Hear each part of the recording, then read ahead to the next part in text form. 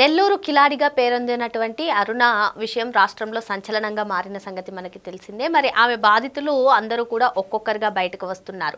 ఇటీవల ఫ్లాట్ విషయంలో కూడా ఒక బాధితుడు బయటకు వచ్చి తన విషయాన్ని చెప్పుకున్న సంగతి కూడా మనకి తెలిసిందే.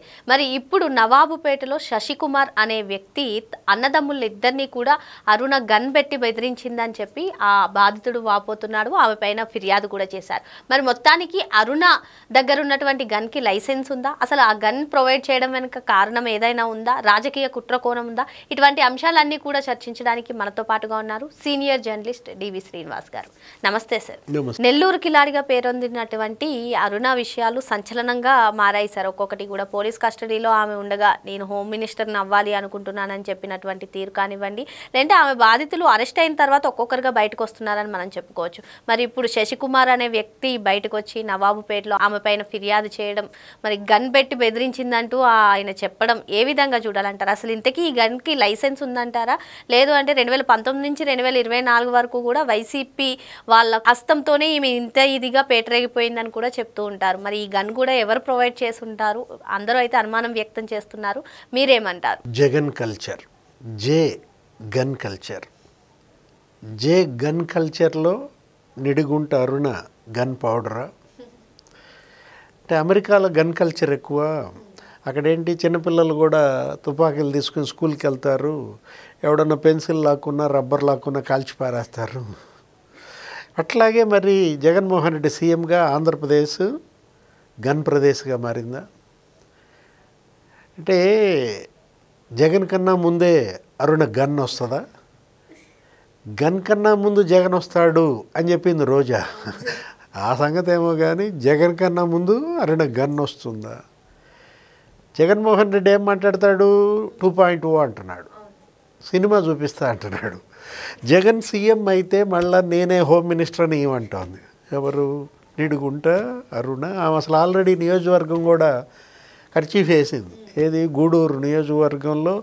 మరి ఎటు హోమ్ మినిస్టర్ ఎస్సీకే ఇస్తారు, ఎస్సీల్లో నాకన్నా బాగా మాట్లాడేవాళ్ళు లేరు. అంటే ఎలా రౌడీ షీటర్లు ఎమ్మెల్యేలు అయ్యారు, అవుతాం, మినిస్టర్లు అయ్యారు, అవుదాం అనే ఒక ఇది వచ్చిందంటే ఏదైనా జగన్మోహన్ రెడ్డి మాత్రం రౌడీల్లో గుండాల్లో మొరాలిటీ బాగా బిల్డప్ చేశాడు. దాన్ని మొరాలిటీ అనొచ్చా? అంటే ఒకటి మాది రాజ్యం, ఏది అటు పోలీసుని మడిచిపెట్టారు, ఇటు రాజకీయ నాయకుల్ని దాసోహం చేసుకున్నారు, రౌడీలే రాజులుగా మారారనమాట. ఆంధ్రప్రదేశ్ రౌడీ ప్రదేశ్ అయిపోయింది. నియోజకవర్గానికి ఒక గ్యాంగ్ని పుట్టించాడు. అంటే 175 గ్యాంగులు అనమాట. ఎవరు gangster? Gang leader Jaganmohan Reddy. కడపలో గ్యాంగ్, లేకపోతే నెల్లూరులో ఈ గ్యాంగ్, అరే గోదావరిలో ఒక గ్యాంగు, పల్నాడులో గ్యాంగు, అసలు మొత్తం గ్యాంగుల మయం అయిపోయింది అనమాట. అంటే పోలీస్ అంటే భయపడతల్లా, రౌడీలు అంటే పోలీసులు భయపడుతున్నారు. అంటే పోలీసులకు సంబంధించిన వీడియోలు వీళ్ళ దగ్గర ఉన్నాయి. లోబడిపోయారు, డబ్బుకి లోబడిపోయారు, మద్యానికి లోబడిపోయారు, మగువుకి లోబడిపోయారు. వాళ్ళ బలహీనతలను అడ్డం పెట్టుకుని వీళ్ళు బ్లాక్మెయిలింగ్. ఎవరా? విజయారావు ఐపీఎస్. ఆయన్ని వీళ్ళు బ్లాక్మెయిల్ చేస్తున్నారా? ఎవరా? పిఎస్ఆర్ ఆంజనేయులు డీజీపీ కావాల్సినాడు. అతను జగన్ కిడ్నాప్ చేయమంటే పట్టుకొస్తాడా? ఎవరా? కాదంబరి జత్వాని, ఏదో యాక్టరు, ముంబై. అక్కడేదో పారిశ్రామికవేత్త మీద ఆమె కేసు పెడితే మనకేంటి సంబంధం? అంటే ఆమెను అక్కడ కిడ్నాప్ చేసి ఇక్కడ పట్టుకొచ్చి ఇక్కడ 43 రోజులు ఆమె తల్లిని, తండ్రిని, ఆమెని చిత్రహింసలు పెట్టి ఆ కేసు విత్డ్రా చేస్తే ఈ కేసు విత్డ్రా చేస్తాం. బేరం. అరే రే రే, అసలు ఏంటి పరిపాలన జగన్మోహన్ రెడ్డి చేసింది? రౌడీయిజమా? సీఎంఓనే రౌడీ అడ్డాగానా? ఇప్పుడు అరుణ గన్ అనగానే నాకు గుర్తొచ్చింది పాయింట్ బ్లాంక్. విక్రాంత్ రెడ్డి ఎవరు? జగన్మోహన్ రెడ్డి తమ్ముడా? సుబ్బారెడ్డి కొడుక? కేవీ రావుని పాయింట్ బ్లాంక్తో బెదిరిస్తారు, ఆయన్ని సీఎంఓకి పిలిపిస్తారు. సీఎంఓనేమో అసలు ఇంట్లోనే పెట్టుకుంటాడు, సెక్రటేరియట్ అయితే ఇవన్నీ తెలుస్తాయి బయటకు వస్తాయని చెప్పి 3600 కోట్లంట. ఏది కాకినాడ పోర్టు, కాకినాడ సజ్జు, పాయింట్ బ్లాంక్లో రాంచి పారేసుకున్నారు. సార్ సాధారణ మహిళగా ఏదో బొటిక్ నడుపుకునే అక్కడి నుంచి కూడా ఇప్పుడు ఇంత అధికారులతో ఇంత పరిచయాలు, ఒకరిని గన్ను పెట్టి బెదిరించడం వరకు వెళ్ళిందంటే ఏ విధంగా చూడాలంటారు? ఆ ఫ్లాట్ ఖరీదు 28 లక్షలంట. ఆ అపార్ట్మెంట్ యజమాని బెదిరించింది 3 లక్షలు, అపార్ట్మెంట్ కొట్టేసింది. అంటే జైల్లో శ్రీకాంత్, జైలు బయట అరుణ, 400 మంది రౌడీలంట. గూడూరు, సుళ్ళూరుపేట, నెల్లూరు జిల్లా, అటు తిరుపతి జిల్లా, చిత్తూరు జిల్లా ఒడిసి పట్టారు. అరే ఇళ్ల స్థలాలు కబ్జా, పొలాలు కబ్జా, గన్, అదేమంటే గన్ అనమాట. ఆయన ఎవరో గోరట్ల మాధవ్ గుర్తొస్తాడు. ఆయన కూడా ఈ చైతుని ఇలా రివాల్వర్ లాగా పెట్టాడు. ఎవరికి?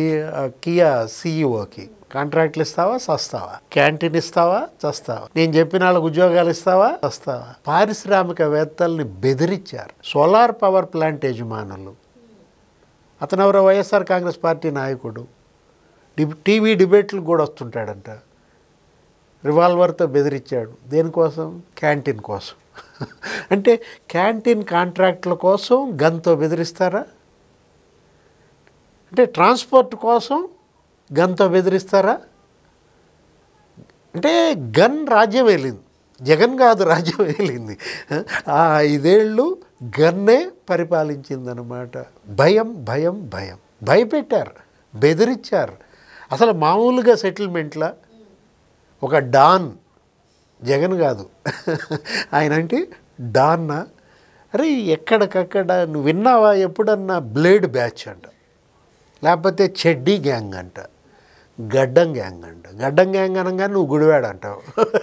అరే నియోజకవర్గానికి ఒక గ్యాంగు బ్యాచ్, అసలు ఎలా ప్రజల్ని భయపెట్టారు, భయభ్రాంతులకి గురి చేశారు, ఒక రకంగా భీతావహం చేశారు.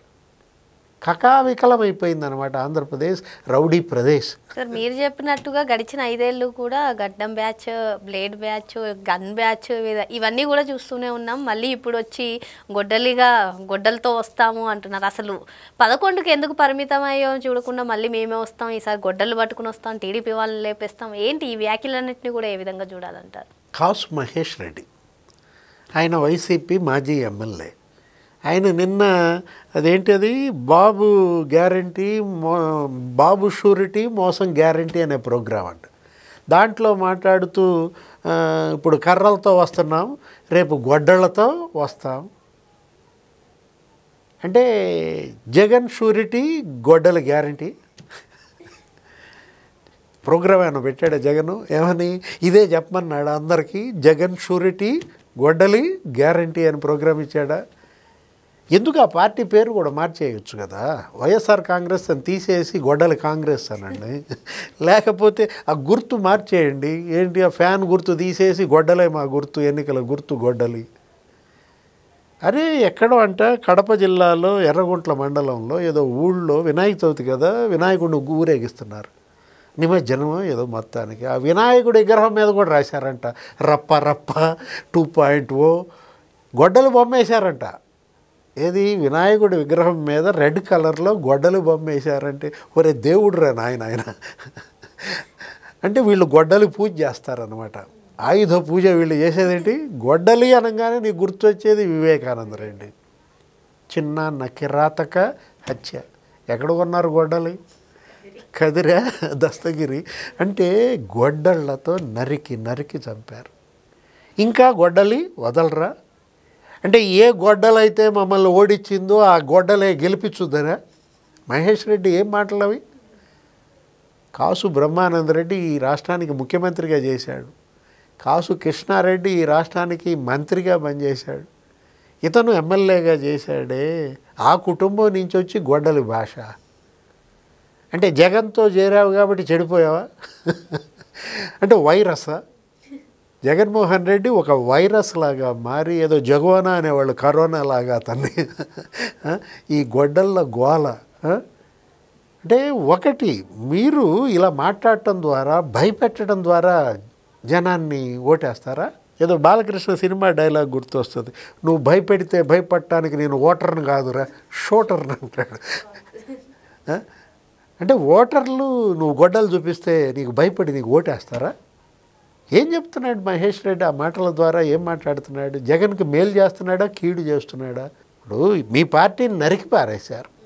ఒక రకంగా చెప్పాలంటే గొడ్డళ్లతో ప్రజలు, ఓటర్లు వైఎస్ఆర్ కాంగ్రెస్ పార్టీని 151 నుంచి 11కు నరికేశారు.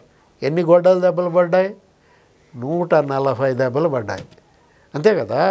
151లో 140 గొడ్డల దెబ్బలు పడితే 11 అయింది. ఆ 11 కూడా నరకాల? నరుకుడు పార్టీ, చంపుడు పార్టీ, దురదృష్టం.